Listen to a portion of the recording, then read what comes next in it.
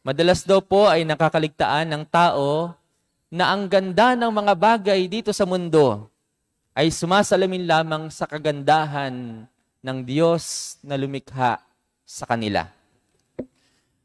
At upang tayo po ay iligtas sa pagkahumaling sa magagandang bagay dito sa mundo na lumilipas at hindi natin namamalayan ay sinasamba na pala natin at pinapanginoon na pala natin. Nung sumapit po ang takdang panahon, ipinakita ng Diyos ang kanyang mukha na ubod ng ganda. Pinakita ng lumikha na ito ang kanyang mukha na saksakan ng ganda. Ang kagandahang ito na hindi lumilipas. Ang gandang sinauna pero palaging sariwa.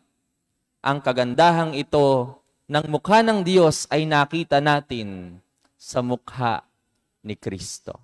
Sa mukha ng poong Jesus Nazareno.